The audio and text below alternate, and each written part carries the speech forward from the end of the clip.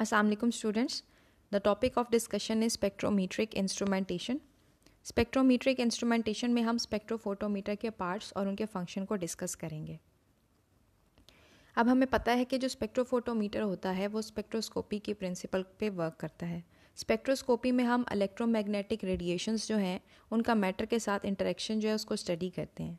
Electromagnetic radiations हमारे पास high energy से low energy की रेंज में बहुत सारे बैंड्स मौजूद हैं, जिसमें सबसे हाई एनर्जी वाला कॉस्मिक रेज है, फिर gamma rays, X rays, UV, visible light, IR radiation, microwaves और रेडियो वेव्स मौजूद हैं।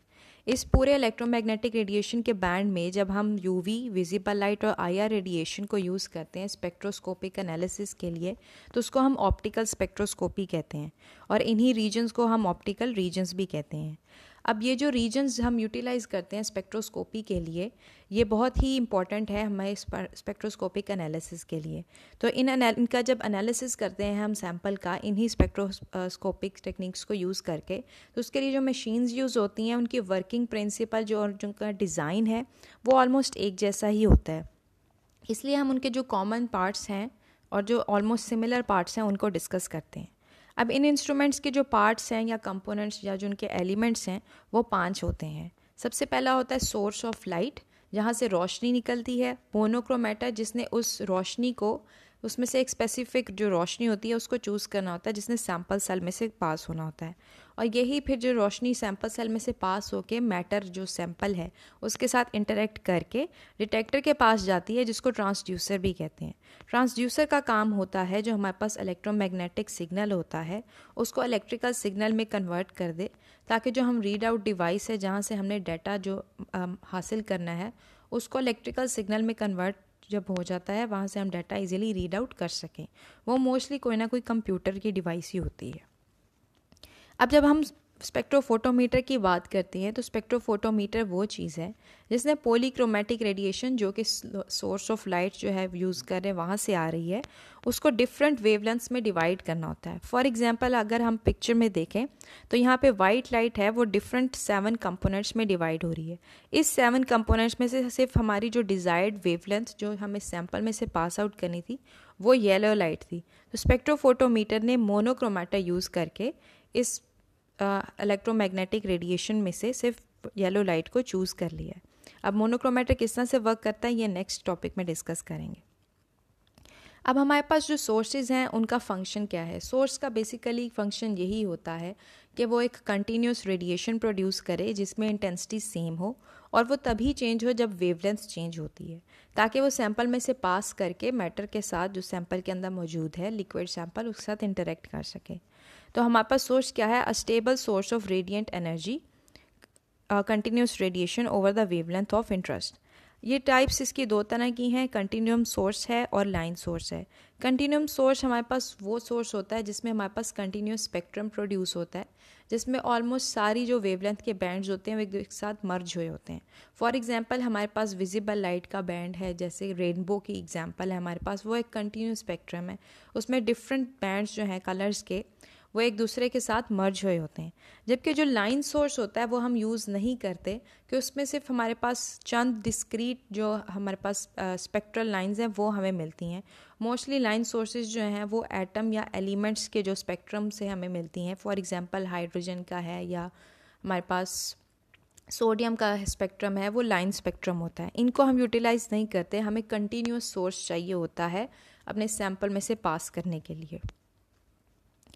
अब कंटिन्यूस सोर्स कौन से होंगे, जो कि रेडिएशन कंटिन्यूसली इमिट करेंगे। इसके अलावा पल्स सोर्सेज भी होते हैं जिसमें फट फट के रेडिएशंस जो हैं वो निकल रही होती है, कुछ टाइम के साथ निकल रही होती हैं, वो कंटिन्यूस नहीं होती, उनको पल्स सोर्सेज कहते हैं, हम वो भी यूज़ नहीं करते। हम स्पेक्ट्रोस्कोपिक एनालिसिस में, जिसमें हम ऑप्टिकल स्पेक्ट्रोस्कोपी जिसमें यूवी, विजिबल और आईआर रेडिएशंस यूज़ हो रही हैं, उनके लिए जो सोर्सेज यूज़ करते हैं उनका ज़रूरी है कि वो कंटिन्यूस ही हों। अब कंटिन्यूस सोर्सेज 2 तरह के हो सकते हैं। हमारे पास लैंप्स हम यूज़ कर सकते हैं या हम लेज़र यूज़ कर सकते हैं। लैंप्स में हमारे पास डिपेंड करता है कि अगर उसने विजिबल लाइट इमिट करनी है या विजिबल लाइट की रेडिएशन की फ्रीक्वेंसी या वेवलेंथ इमिट करनी है, उसको हम विजिबल सोर्स कहेंगे। अगर वो यूवी रेडिएशन की इमिट करेगा हम उसको यूवी लैंप कहेंगे, या वो आईआर की करेगा। IR रेडिएशन एमिट करेगा वो सोर्स, तो हम उसको IR का लैंप कहेंगे। ये डिफरेंट तरह के मटेरियल्स से मिलके बने होते हैं। और इसके अलावा हमारे पास लेज़र्स होते हैं। अब हमारे पास कंटिन्यूम सोर्सेज जो है ऑप्टिकल स्पेक्ट्रोस्कोपी में यूज़ होते हैं। उसमें हमारे पास जीनॉन आर्क लैंप है, हमारे पास हाइड्रोजन और ड्यूटेरियम लैंप है, टंगस्टन है, नर्नस्ट क्लोवर है, नाइक्रोम वायर है और ग्लोबर है। ये डिफरेंट तरह के UV, विजिबल और IR रेडिएशन के सोर्सेज हैं। हमारे पास जीनॉन आर्क लैंप है, इसके अंदर जीनॉन गैस फिल हुई होती है। जब इसको इलेक्ट्रिक करंट प्रोड्यूस होता है तो इसमें से जो चेंजेस आती हैं उससे हमारे पास लाइट सोर्स प्रोड्यूस होता है, और यही आगे लाइट सोर्स यूज़ होता है स्पेक्ट्रोस्कोपी के लिए। इसी तरह से हाइड्रोजन और ड्यूटेरियम लैंप हैं, इस पर भी हमारे पास जो है हाइड्रोजन या ड्यूटेरियम गैस ये फिल हुई होती है। हमारे पास क्वार्ट्ज टंगस्टन हालोजन लैंप है, इसमें आयोडीन गैस फिल हुई होती है। हमारे पास वाइट LED सोर्सेज हैं जो घर में लाइट बल्ब्स यूज़ करते हैं। नाइक्रोम वायर है, ये IR रेडिएशन का सोर्स है। इसमें ये वायर जो है ये हीट अप होती है और इसकी जो हीट एनर्जी होती है उसको हम एज अ सोर्स यूज़ करते हैं स्पेक्ट्रोस्कोपिक एनालिसिस के लिए। इसके अलावा हमारे पास नर्नस्ट क्लोवर है और हमारे पास ग्लोबर है जो कि सिलिकॉन कार्बाइड का बना होता है। इसके अलावा हमारे पास लैंप्स के अलावा जो अदर लाइट सोर्स है वो है लेज़र्स। लेज़र क्या है? ये हमारे पास एनालिटिकल स्पेक्ट्रोस्कोपी के लिए ये भी यूटिलाइज होता है। इसका एब्रीवेशन है light amplification by stimulated emission of radiation. अब ये किस तरह से लेज़र प्रोड्यूस होता है ये नेक्स्ट डिस्कस करते हैं। लेज़र के भी आगे फर्दर टाइप्स होती हैं। अगर हम लेज़र प्रोड्यूस कर रहे हैं किसी ऐसे मटेरियल को यूज़ करके जो कि सॉलिड फॉर्म में हो, तो उससे जो लेज़र प्रोड्यूस होगा उसे हम सॉलिड स्टेट लेज़र्स कहेंगे। अगर हम ऐसा मटेरियल यूज़ कर रहे हैं जो लिक्विड फॉर्म में हो जिससे लेज़र बनेगा, उसको लिक्विड लेज़र्स कहते हैं। इसी तरह से हमारे पास लेजिंग मटेरियल अगर गैस का बना हो जिससे हम लेज़र प्रोड्यूस करेंगे तो उसे हम गैस लेज़र्स कहते हैं। इसके अलावा हम लेज़र सेमीकंडक्टर बेस्ड मटेरियल से भी यूज़ कर सकते हैं। अब लेज़र वर्क किस तरह से करता है, आपके सामने ये पिक्चर बनी हुई है। फ़र्ज़ करें हमारे पास लेजिंग मटेरियल जो है वो लिक्विड, गैस या सॉलिड किसी एक चीज़ का बना हुआ है। ऑब्वियसली ये जो मटेरियल्स हैं इनके अंदर काफ़ी सारे एटम्स मौजूद होंगे इन द एवोगैड्रो रेंज। इसमें से अगर हम एक एटम को स्टडी करें तो हम ये देखते हैं कि वो एटम अगर ग्राउंड स्टेट में हो,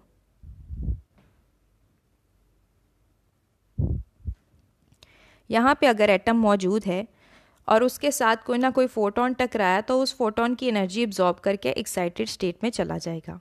ठीक है, अब जब वो वहाँ पे रहेगा तो उसने फोटोन की एनर्जी एब्जॉर्ब कर ली। अब जब वो वापस आएगा ग्राउंड स्टेट में तो वो उसी फोटोन की एनर्जी जो उसने एब्जॉर्ब की थी उसको रिलीज़ करेगा। अब जब वो ग्राउंड स्टेट में होता है एटम और वो एनर्जी एब्जॉर्ब करता है इंसिडेंट फोटोन की, तो इस प्रोसेस को कहते हैं स्टिमुलेटेड एब्जॉर्प्शन। और जब वो एक्साइटेड स्टेट से दोबारा ग्राउंड स्टेट में वापस आता है उसको कहते हैं स्पॉन्टेनियस एमिशन, क्योंकि उसने कोई एनर्जी उसने यूज़ नहीं की, उसके कोई पावर यूज़ नहीं करनी पड़ी दोबारा आपने वापस लो लेवल एनर्जी स्टेट में जाने के लिए, खुद ब खुद ही वो लो एनर्जी स्टेट में है, इसलिए उसके कहते हैं स्पॉन्टेनियस एमिशन। अब अगर हमारे पास ये केस हो कि हमारे पास जो एटम है वो ग्राउंड स्टेट से एक्साइटेड स्टेट में ही रहा है, बहुत सारे एटम, ठीक है, अब दोबारा जब इसके साथ कोई ना कोई फोटोन टकराएगा तो उसने जो एनर्जी ऑलरेडी एब्जॉर्ब की थी फोटोन की वो भी होगी और जो दोबारा उसके साथ फोटोन टकरा रहा है उसकी भी होगी। सो एज अ रिज़ल्ट अगर वो एक्साइटेड स्टेट से ही फोटॉन्स रिलीज़ करे या एनर्जी रिलीज़ करे उसको हम स्टिमुलेटेड एमिशन कहेंगे। इस स्टिमुलेटेड एमिशन के ज़रिए से हमारे पास बहुत सारे एटम्स जो हैं वो एक्साइटेड स्टेट में जाते हैं और उसी एक्साइटेड स्टेट से स्टिमुलेटेड एमिशन क्रिएट करते हैं। अब जब बहुत सारे एटम्स जो हैं गैस के मॉलिक्यूल्स या एटम्स जो हैं वो एक्साइटेड स्टेट में जाएंगे, इस स्टेट को कहते हैं पॉपुलेशन इन्वर्जन। और जब यही जो हमारे पास एटम एक्साइटेड स्टेट में है फोटोन के साथ टकराएंगे और दोबारा ही उसी फोटोन की एनर्जी को रिलीज़ करेंगे तो उसको हम कहते हैं स्टिमुलेटेड एमिशन। अब हमारे पास लेज़र बनता किस तरह से? फॉर एग्जांपल ये एटम है, ये एक्साइटेड स्टेट में गया, अब यहाँ पे ये एक्साइटेड स्टेट में है, ये एक फोटोन इसके साथ टकराया, उसने उसकी एनर्जी एब्जॉर्ब की, सो एज अ रिज़ल्ट उसने 2 फोटॉन्स की एनर्जी रिलीज़ की। इसी साथ हम ये कह सकते हैं कि जब ये वाली एनर्जी जो है फर्दर किसी एटम के साथ टकराएगी और ये भी, सो एज अ रिज़ल्ट हमारे पास 4 नए फोटॉन्स जो हैं वो रिलीज़ होंगे।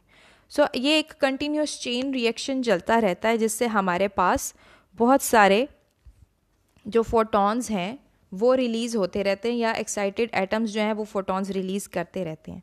सो एज अ रिज़ल्ट हमारे पास बहुत ज़्यादा पॉपुलेशन इन्वर्जन हो जाता है। यही पॉपुलेशन इन्वर्जन जो है इससे हमें आ रहा रेडिएंट फ्लक्स जो है वो इंक्रीज़ हो जाता है। रेडिएंट फ्लक्स कहते हैं the number of photons produced पर सेकेंड।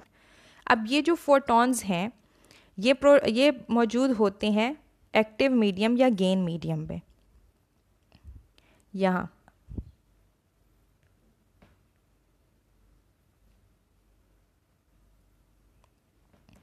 यहाँ पे बहुत सारे फोटॉन्स जो हैं वो प्रोड्यूस हुए हैं।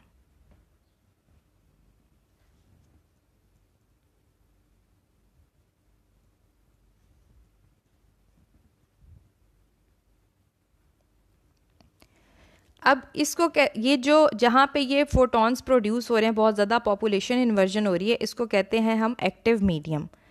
अब ये जो एक्टिव मीडियम होता है, इसके अलावा एक और चीज़ होती है, उसको हम कहते हैं रेजोनेटिंग कैविटी। रेजोनेटिंग कैविटी वो कैविटी या वो कंटेनर होता है जिसमें एक्टिव मीडियम भी मौजूद हो। फॉर एग्जांपल वो कोई सॉलिड स्टेट लेज़र होगा या लिक्विड लेज़र या गैस लेज़र होगा, ठीक है। इसके अलावा हमारे पास मिरर्स होते हैं। इन मिरर्स का काम क्या है? जो यहाँ पे हमारे पास फोटॉन्स प्रोड्यूस हो रहे हैं वो इन मिरर्स के साथ जो है उनमें रिफ्लेक्ट बैक करेंगे। इन मिरर्स को हमने इस तरह से एडजस्ट किया होता है। अब ये एक जो फोटॉन है दूसरे फोटॉन के साथ टकराएगा और जब ये रिफ्लेक्ट करेंगे तो एज अ रिज़ल्ट हमारे पास जो कंडीशन होगी उसमें ये फोटॉन्स कोशिश करेंगे कि ये एक तरतीब में चलें, जैसे बैंड मार्च करता है और फौजी एक दूसरे के पीछे मूव कर रहे होते हैं, एक ही डायरेक्शन में मूव कर रहे होते हैं। जब ये एक ही डायरेक्शन में मूव करते हैं सो एज अ रिज़ल्ट हमारे पास एक लेज़र बीम प्रोड्यूस हो जाती है जिसको हम कहते हैं कोहेरेंट लेज़र बीम। कोहेरेंट का मतलब होता है to move in a same direction. अब हमारे पास जो गेन मीडियम है वो कौन सा मटेरियल होता है जिसमें हम लेज़र बीम को एम्पलीफाई करते हैं by the means of stimulated emission. और जो यहाँ पे हम फोटॉन्स प्रोवाइड कर रहे हैं एक्टिव मीडियम में, इस प्रोसेस को कहते हैं laser pumping. It is the act of energy transfer from an external source into the gain medium of a laser. Active medium को गेन मीडियम भी कहते हैं। और ये सारा अमल कहाँ हो रहा होता है? ऑप्टिकल कैविटी या रेजोनेटिंग कैविटी में, जहाँ पे हम मिरर्स को इस तरह से अरेंज करते हैं कि हमारे पास एक कोहेरेंट बीम जो है उन फोटॉन्स की क्रिएट हो जाए जो कि स्टिमुलेटेड एमिशन के ज़रिए बने हैं। सो एज अ रिज़ल्ट हमारे पास एक नई बीम प्रोड्यूस हो जाती है जिसको हम लेज़र बीम कहते हैं। इसीलिए हम लेज़र को क्या कह रहे हैं? Light amplification by stimulated emission of radiation. अब ये लेज़र जो है वो कितने टाइप्स के हैं? अगर हमारे पास एक्टिव मीडियम सॉलिड स्टेट हो जिसमें हम सॉलिड कोई क्रिस्टल यूज़ करते हैं, ठीक है, और उसके अंदर हमने किसी ना मटेरियल की डोपिंग करवाई होती है या डोपेंट ऐड किया होता है। डोपिंग का मतलब होता है कोई ना कोई इम्प्योरिटी ऐड करना ऑलरेडी एक एग्जिस्टिंग क्रिस्टल के अंदर।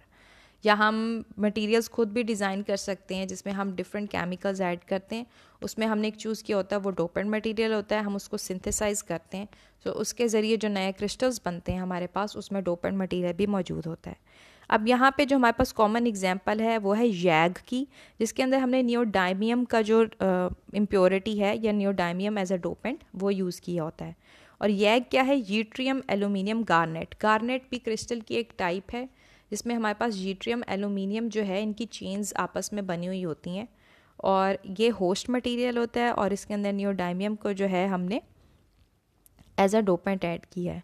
इसके अलावा हम डोपेंट जो है रेयर अर्थ एलिमेंट्स जो है हमारे पास लेंथेनाइड, एक्टिनाइड्स, वहाँ के जो उस हमारे पास ब्लॉक पे मौजूद हैं एफ ब्लॉक एलिमेंट्स के जो एलिमेंट्स हैं फॉर एग्जांपल यूटर्बियम, होल्मियम, एर्बियम, इनको भी एज अ डोपेंट यूज़ कर सकते हैं। इसके अलावा हम जो लेजिंग मटेरियल यूज़ करते हैं सॉलिड स्टेट का, वो सैफायर का क्रिस्टल होता है, ठीक है, और उसके अंदर हमने टाइटेनियम को डोप किया होता है। वो अगर हमने इंफ्रारेड लेज़र बनाना हो तो उसमें हम टाइटेनियम डोप्ड सैफायर यूज़ करते हैं। आप ये देख सकते हैं फ्लैश ट्यूब, इसमें हमारे पास सैफायर रूबी यूज़ किया हुआ है, और ये जो आपको स्ट्रेट लाइन पास होती हुई नज़र आ रही है, ये स्टिमुलेटेड इमिशन की वजह से लेज़र बना है। और यहाँ पे दोनों साइड्स पे जो है रिफ्लेक्टिंग मटेरियल जो है मिरर्स यूज़ किए हैं। इसके अलावा हमारे पास लिक्विड लेज़र्स भी होते हैं। लिक्विड लेज़र्स वो होंगे जिसमें हमारे पास एक्टिव मीडियम, गेन मीडियम जो है वो लिक्विड फॉर्म में होगा। इस हमारे पास जो मोस्टली लिक्विड लेज़र्स हम यूज़ करते हैं वो डाई की फॉर्म में होते हैं या फ्लोरेसेंट मटेरियल होते हैं। फ्लोरेसेंट मटेरियल जो एनर्जी गेन करके जो है हमारे पास और नई एनर्जी रिलीज़ करते हैं, इस प्रोसेस को फ्लोरेसेंट कहते हैं। इसमें जो हम मोस्टली डाई यूज़ करते हैं वो रोडामीन होती हैं। रोडामीन डाई जो होती है मोस्टली रेड कलर देती है, ऑकोमेरीन जो है वो ब्लू देती है, और फ्लोरेसेंट जो है वो ग्रीन कलर देती है। आपको बैकग्राउंड में भी ये कलर्स नज़र आ रहे होंगे इन डाई के। इसके अलावा ये जो डाई लेज़र्स हम यूज़ करते हैं और इनसे जो लिक्विड लेज़र जो है बनाते हैं, ये IR और UV रीजन में हमारे पास जो है वैल्यूएबल होते हैं। हम IR से UV रीजन तक इनको यूज़ कर सकते हैं, इन लिक्विड लेज़र्स को। और इन लिक्विड लेज़र्स को बनाने के लिए जो हमारे पास वेवलेंथ रेंज है इनकी लेजिंग के लिए, या इनकी जो लेज़र पंपिंग के लिए हमें वेवलेंथ रिक्वायर्ड होती है, वो होती है 40 से 50 नैनोमीटर। इसके अलावा ये मॉलिक्यूल फ्लोरेसेंस स्पेक्ट्रोस्कोपी में भी यूज़ हो सकते हैं एज अ लाइट सोर्स। इसके अलावा हमारे पास गैस लेज़र्स कौन से होते हैं, जिसमें हमारे पास लेजिंग मटेरियल गैस होता है। अब ये किस तरह से प्रोड्यूस होता है, गैस जो है उसके मॉलिक्यूल्स दूर दूर होते हैं। सो ऑब्वियसली मॉलिक्यूल्स के गैस को एटॉमिक से एक्साइटेड लेवल में लेके जाने के लिए हम उसको करंट प्रोवाइड करते हैं। मोस्टली जो इसमें मटेरियल यूज़ होता है वो होता है हमारे पास हीलियम नियॉन का लेज़र जो है वो बनाते हैं। तो हमारे पास जो गैस होगी वो भी हीलियम नियॉन जो है वो एक्टिव मीडियम में मौजूद होगी, जिससे हमारे पास कंटिन्यूस वेव बन सकती है। इसके अलावा हम नाइट्रोजन गैस भी यूज़ कर सकते हैं, जिससे नाइट्रोजन लेज़र बनता है। इसके अलावा हम एक्साइमर्स यूज़ करते हैं। एक्साइमर जो होता है उसको हम कहते हैं excited dimer. So excited dimer excimer. Excimers किस चीज़ के बने हुए होते हैं, ये भी नोबल गैसेस के या और रेयर अर्थ जो गैसेस होती हैं उनके मिक्सचर से बने हुए होते हैं। इसके अलावा हमारे पास आर्गॉन और फ्लोरीन और हीलियम, ये इनके मिक्सअप होके एक्साइमर्स बन जाते हैं, ठीक है, और इन्हीं को हम यूज़ कर सकते हैं गैस एक्टिव मटेरियल से लेज़र प्रोड्यूस करने के लिए। ये UV विजिबल जो हमारे पास स्पेक्ट्रोस्कोपी है उसके लिए यूज़ होती है, फ्लोरेसेंट में भी यूज़ होती है, और इसके अलावा pumping and tunable dye lasers बनाने के लिए भी ये वाले जो मटेरियल है यूज़ हो सकते हैं। अब जो सेमीकंडक्टर लेज़र होता है, सेमीकंडक्टर कौन सा मटेरियल होता है, ये वो मटेरियल होता है जिसका जो बेसिकली होता नॉन कंडक्टिंग है, लेकिन हम इसके अंदर इम्प्योरिटीज़ ऐड करके इसको कंडक्टर बना देते हैं, और इनको डायोड लेज़र्स भी कहते हैं। अब ये PN जंक्शन की बेसिस पे वर्क करते हैं, जिसमें P टाइप जो मटेरियल्स होते हैं उनमें होल्स प्रोड्यूस होते हैं और N टाइप में इलेक्ट्रॉन्स प्रोड्यूस होते हैं। अब इनके इंटरेक्शन से आपस से जो लेज़र बनता है उसको हम कहते हैं सेमीकंडक्टर लेज़र। ये IR रीजन्स जो हैं उसके लिए मोस्टली यूज़ होता है हमारे पास। और इसके अलावा जो सेमीकंडक्टर मटेरियल्स होते हैं वो हमारे पास CVD DVD प्लेयर्स जो होते हैं, फॉर एग्जांपल कंप्यूटर के अंदर DVD ROM वगैरह ये सारी चीज़ें होते हैं, वहाँ पे भी सेमीकंडक्टर मटेरियल हम यूज़ कर सकते हैं। लेज़र्स के प्रिंटर्स में भी यूज़ कर सकते हैं, और स्पेक्ट्रोस्कोपी में भी इसकी एप्लीकेशंस यूज़ हो सकती हैं। अब ये जो सारी स्लाइड्स का टॉपिक डिस्कस किया है, ये आप एनालिटिकल केमिस्ट्री की जो बुक है, ये यहाँ पे पेजेस पे मेंशन है, वहाँ से भी इसको पढ़ सकते हैं, डिस्कस कर सकते हैं। वहाँ पे भी सोर्सेज मेंशन है पेज 504 से 505 तक, जहाँ पे इंफ्रारेड रेडिएशंस तक का जिक्र है। और इसके अलावा लेज़र के बारे में पढ़ना हो और भी जो हमारे पास सोर्सेज के बारे में अगर थॉरली रीड करना है, तो ये जो दूसरी बुक है फंडामेंटल्स ऑफ एनालिटिकल केमिस्ट्री, उसके भी चैप्टर 25 में पेजेस 683 से 689 तक ये डाटा सारा मौजूद है। Thank you so much.